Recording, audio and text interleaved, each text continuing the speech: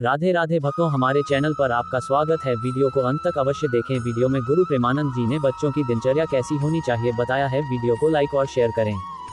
महाराज जी, अगर कम शब्दों में बच्चों के लिए, क्योंकि माता पिता महाराज जी बच्चों को कहते हैं तो बच्चे आजकल ऐसे माहौल में रहते हैं कि वो सुनना ही पसंद नहीं करते कि ये तो समझ नहीं पा रहे जो हम। तो महाराज जी बच्चों के लिए कि वो उनकी दिनचर्या क्या हो, मतलब जैसे आप बता रहे हैं। हाँ, बच्चों की दिनचर्या में क्या है कि पहले तो उनको समय से उठाना चाहिए, सूर्य उदय के पहले उठाना चाहिए, क्योंकि जब सूर्य भगवान उदय होते हैं तो बुद्धि, श्री, यश ये सब नष्ट कर देते हैं। जो शयन करता है उसकी आयु भी नष्ट होती है, श्री कांति भी नष्ट होती है और स्मृति भी नष्ट होती है, बुद्धि भी नष्ट होती है।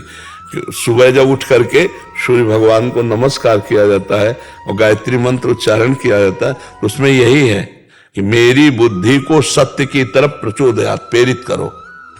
जो तो भगवान सूर्य ज्ञान के दाता हैं। अगर बच्चा सूर्य उदय के पहले उठे फिर तो उसके लिए माता पिता को उठना पड़ेगा महाराज जी। हाँ, पर आज की दिनचर्या है 2-3 बजे सोना और 11 बजे उठना, तो हमारा तो कोई मेल ही जोल नहीं पाता है। हमारा तो 11 तो कम में 2 बजे उठते हैं दिन में। हाँ, दिन में। बताओ 2 बजे नहीं, 2 बजे रात्रि के उठते तो हमारे से मिल जाती बात की, हम 2 बजे रोड में आ जाते।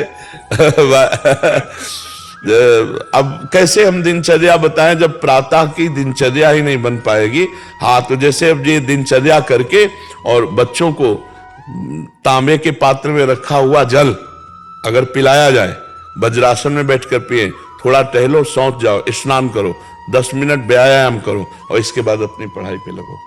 तांबे के जो पात्र में रात भर जल रखा रहा है उसमें शक्ति और पेट साफ करने का पवित्र जल होता है। अगर उसको गर्म कर लेते हैं तो पेट के लिए और लाभदायक होगा। थोड़ा हम गर्म करके उस जल को लेकर शौच करके, स्नान करके व्यायाम करें और व्यायाम करके पढ़ाई करें और हम उस पढ़ाई के समय ये भाव करें ये हमारे भगवान की पूजा है। क्योंकि बच्चों को ज्यादा पूजा पाठ में, पढ़ाई में लगाओ, पढ़ाई करें और इसके बाद जब बाल भोग पाने का समय तो 10 मिनट राधा नाम कीर्तन करो और वो बाल भोग पाओ। 10 मिनट नाम के बाल भोग और फिर अपने स्कूल जाओ। मोबाइल आदि दे तो उनकी सावधानी रखे और शाम के शयन करते समय बच्चे को चाहिए 10 मिनट भगवान नाम स्मरण करते हुए ये देखे कि हमसे आज कौन सी गलती हुई और वो उस गलती को बार बार सोचे कि आगे से गलती नहीं होगी। अगर वो नहीं समझ में आ रहा तो अपनी गलती माता पिता से बतावे तो माता पिता उसको समझाए। पर बात यहाँ यही फंसी कि माता पिता नहीं सुधार पे चल रहे, नहीं भजन कर रहे, ना अध्यात्म को समझ रहे, ना दिनचर्या। अब जैसे बच्चा है और वो गर्भ में है और फिर सहवास करते हैं, फिर मैथुन करते हैं, तो उस बच्चे के ऊपर ऐसे काम के संस्कार जागृत होंगे कि वो जन्मई से कामांध होगा। आप ये समझ लो। और उसके ऊपर बहुत खूब प्रभाव पड़ता है। जिस दिन से गर्भ हो जाए उस दिन से माता पिता को ब्रह्मचर्य रहना है। कौन माता पिता ब्रह्मचारी रहने, मतलब गर्भ की जो संस्कार प्रवृत्तियां हैं वो देने के लिए पहला लक्षण होता है। जब उस दिन माता को पता चल गया अब गर्भ हो गया तो अब सहवास बंद। जब तक बालक का प्रादुर्भाव नहीं होगा और फिर शव तो तब तक ब्रह्मचर्य। अब इतनी क्षमता माता पिता में रह नहीं गई। माता पिता भागवतिक चिंतन करें, भागवतिक पवित्र भोजन बनाएं, भगवान को भोग लगाए, बच्चों को पवाएं तो उनसे उनकी बुद्धि शुद्ध हो। अब ये सब होता होगा किन्हीं किन्हीं घरों में, लेकिन सब घरों में तो ऐसा नहीं होता होगा।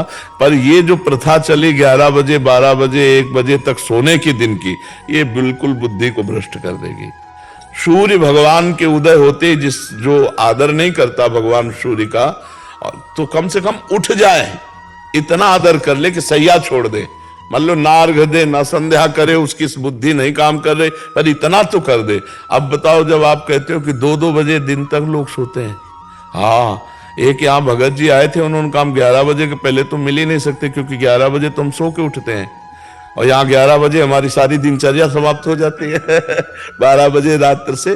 और सबसे बड़ी बच्चों के लिए दिनचर्या ये है कि वो कभी भी गंदे बच्चों का संग ना करें, मोबाइल से गंदी बातें ना देखें, गंदी कोई क्रिया ना करें, तो लड़कते पड़कते वो भगवान की तरफ, अध्यात्म की तरफ चल सकते हैं। लेकिन गंदे आचरण करेंगे फिर लाइफ सेटल में